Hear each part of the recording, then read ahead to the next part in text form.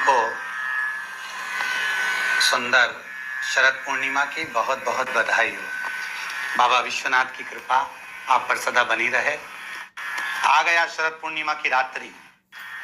बड़े से बड़ी बीमारियां, बड़े से बड़े रोग, बड़े से बड़े बड़े कष्ट इस शरद पूर्णिमा की रात्रि को छूट जाते हैं। दमे की बीमारी, श्वास की बीमारी, अनिद्रा की बीमारी, रात्रि को जगना, ये सारी बीमारियां शरद पूर्णिमा की रात्रि को अगर व्यक्ति अपने जीवन को सुखमय बनाए, अपने जीवन को आनंदमय बनाए तो सब छूट सकते हैं।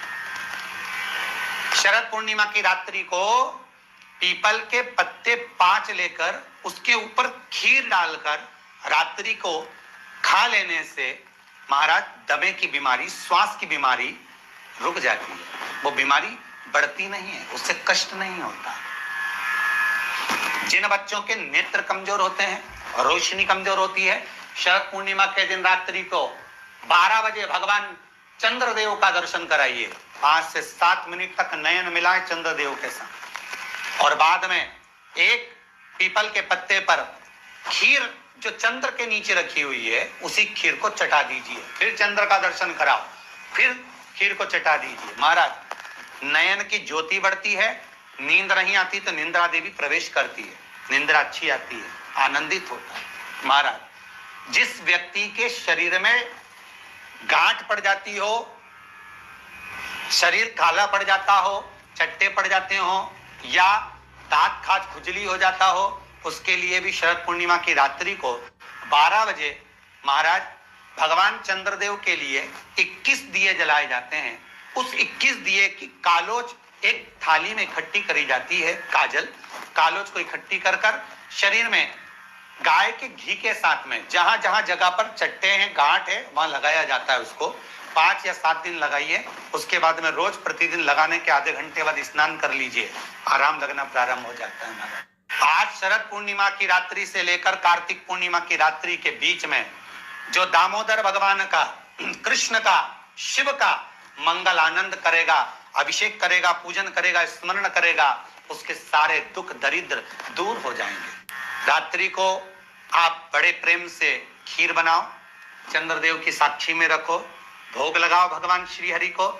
बन सके अगर लक्ष्मी की कमी है, लक्ष्मी नहीं आ रही है, व्यापार नहीं चल रहा है, तकलीफ बहुत ज्यादा है, घर में कष्ट है, कर्जा ज्यादा है, तो एक तांबे के कलश के ऊपर, तांबे के कलश में पानी भरना, कटोरी रखना, उस पे लक्ष्मी जी की मूर्ति रखना। लक्ष्मी जी की मूर्ति नहीं हो तो चांदी का सिक्का रखना।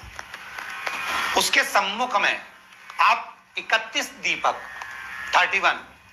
दीपक घी के लंबी बाती के जला देना।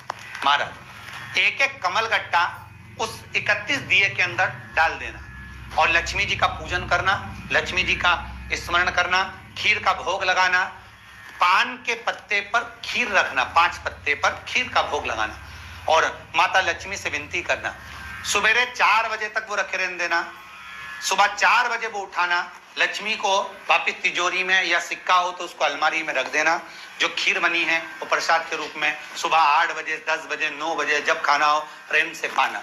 माता जो दिए लगाए हैं वो ठंडे हो गए होंगे, उनको रखे रहने देना, बाद में काम आते रहेंगे, या दिए विसर्जन करना हो तो आपकी मर्जी है। पर वो मट्टी के दिए लगेंगे, आटे के दिए नहीं लगेंगे, मट्टी के दीप लगाना है आपको। 31 घी के दिए लगाना है। लक्ष्मी जी का पूजन करो, कंकु, चावल, हल्दी, मोली से, सब तरह से।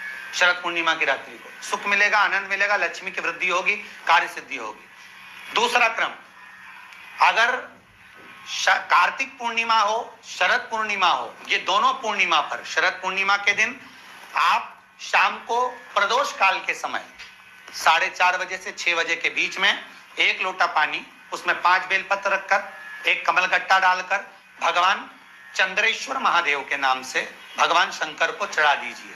आपकी जो कामना हो वो कामना कर चढ़ाएं, विनती करें चंद्रेश्वर महादेव को और निवेदन करें कि हमारा ये कार्य सफल हो।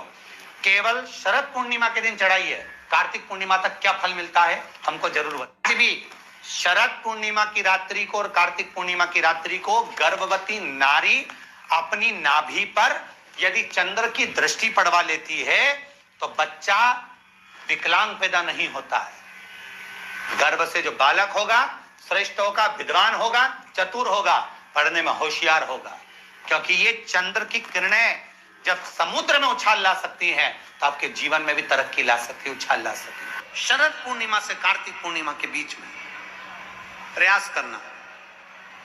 दुकान नहीं चल रही हो, व्यापार नहीं हो रहा हो, तकलीफें बहुत ज्यादा हो, घर में क्लेश जाता हो, अशांति ज्यादा हो, पैसे नहीं आ रहे हो, 1 रुपया कमा रहे 100 रुपए खर्च हो रहा, बहुत टेंशन है, तो शरद पूर्णिमा से कार्तिक पूर्णिमा तक एक हल्दी और कुंकू ये थोड़ा सा मंदिर में लेकर जाइए। हल्दी और कुंकू जरा जरा सा ले जाओ। अशोक सुंदरी वाली जगह पर पहले शंकर जी पे जल चढ़ा दो, अशोक सुंदरी वाली जगह पे जल चढ़ा दो, और वह हल्दी और कुंकू की एक एक बिंदी अशोक सुंदरी वाली जगह पर अपनी कामना कर कर लगा कर आओ। उसी में से वो हाथ जो तुम्हारा गीला है कंकु हल्दी का, वही हाथ लाओ, घर में प्रवेश करते समय अपनी देहली पर थोड़ा सा लगा दीजिए। शरद पूर्णिमा से कार्तिक पूर्णिमा तक कर कर देखो, उसके बाद में फिर बताना कि मेरा देव अधिदेव महादेव ने तुम्हारी झोली भरी की ना।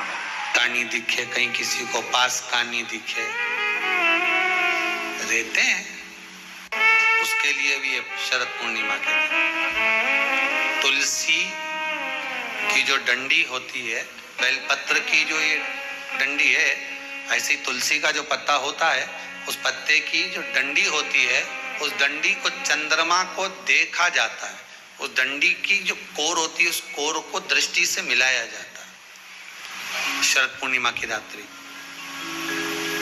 ठीक 12 बजे आप चंद्रमा की, जैसे चंद्रमा का भाग, उस चंद्रमा के भाग को आप उस डंडी के भाग से निहारने का प्रयास करें। हमारे घर में आई है, घी का दिया लगाई है, उस घी के दीप को लगाने के बाद पूर्णिमा के दिन उस पर एक प्लेट थोड़ी तिरछी कर कर रख दो, जिससे उसकी कालोच काई की, उस दीप की, घी के दीप की कालोच उस प्लेट पर आ जाए। थोड़ी सी कालोच ले लीजिए, 5-10 मिनट में आ जाएगी। उसको गाय के घी में मिलाकर आंखों में सुरमा लगाकर रात्रि को सो जाइए। 3 दिन बाद आप महसूस करेंगे कि नेत्र की ज्योति बढ़ना प्रारंभ हो रही है। पूर्णिमा का जो चंद्र है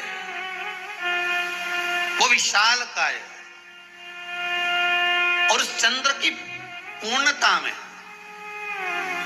हमारी अभिलाषाएं भी पूर्ण हो। अब पूर्णिमा के व्रत में आपने कई बार किताब पढ़ी होगी पूर्णिमा की, या आपने व्रत किया होगा, या पूर्णिमा का व्रत आप धारण करे होगे, तो उसमें पूजन कौन से भगवान की होती है? पूर्णिमा के व्रत में केले के खंभ लगाकर पूर्णिमा का जो अध्यापन होता है, पूर्णिमा की जो पूजन होती है, उस पूजन उस पूजन में शंकर और पार्वती की पूजन की जाती है। शंकर और पार्वती का पूजन क्यों करा जाता है पूर्णिमा के व्रत में? क्योंकि शिव और माता पार्वती ही केवल एक ऐसे हैं जिन्होंने अपूर्ण लक्ष्मी को भी पूर्ण बना दिया था। किसको पूर्ण बनाया है? लक्ष्मी। शरद पूर्णिमा के दिन अगर आप शंकर भगवान को 1 लोटा पानी अगर शिव को समर्पित कर रहे हो, श्वेत पुष्प को रखकर शंकर जी के ऊपर सफेद फूल को चढ़ाकर अगर 1 लोटा जल भी, एक पात्र जल भी शंकर को समर्पित कर रहे हो, तो ये लक्ष्मी के लिए ही तो कर रहे हो। और कौन सी लक्ष्मी? पूर्ण लक्ष्मी। पूर्ण लक्ष्मी। आपको पहले भी कथा में कहा, एक बार भगवान विष्णु के सामने लक्ष्मी मैया ने बहुत तेज स्वर में कह दिया था, नारायण, दुनिया के लोग आपका नाम जपते हैं, दुनिया के लोग नारायण नारायण कहते हैं, दुनिया के लोग आपका भजन करते हैं, पर सत्य मायने में कहूं ना तो मेरे बिना दुनिया के लोगों की नहीं चल सकती, मेरे बिना दुनिया नहीं चल सकती, संसार मेरे बिना नहीं चल सकता। भगवान विष्णु ने कहा, ये तो गलत है लक्ष्मी आपका कहना। एक दिन लक्ष्मी को अहंकार आ गया, अहंकार के संबोधन जब माता लक्ष्मी कहने लगी तो भगवान, उसी समय पर भगवान विष्णु को क्रोध आ गया और भगवान विष्णु ने कह दिया, लक्ष्मी तो इतनी बड़ी बड़ी बात कहती है कि तेरे बिना नहीं रह सकती संसार। मैं तुझे कहता हूं लक्ष्मी, तू अपूर्ण है, तू अपूर्ण है, तू पूर्ण कब हो गई? अब देखें माता पार्वती क्या कर सकती है, इसको पूर्ण बनाने के लिए करेगी क्या? क्या हुआ? माता सरस्वती जी बोली, लक्ष्मी को अपूर्ण कह दिया। अपूर्ण कह दिया? हाँ, तो क्या सोचना उसके लिए? इसको मैं अभी पूर्ण बना देती हूँ। माता जगत जननी पार्वती ने गोदी में विराजमान गणेश जी को उठाया और उठाकर लक्ष्मी जी की गोद में दे दिया। ले लक्ष्मी, आज से तू पूर्ण हो गई। लक्ष्मी, आज से तू पूर्ण है। गोदी में जब तक संतान नहीं है तो नारी को लोग अपूर्ण समझते हैं। पर माता पार्वती जी ने संपूर्ण ब्रह्मांड में एक सिद्धता प्रदान कर दी कि अपने गोदी के लाल को, अपने गोदी के पुत्र को माता ने लक्ष्मी की गोद में देकर लक्ष्मी को पूर्ण बना दिया। वो दिन कौन सा था? यही शरद पूर्णिमा।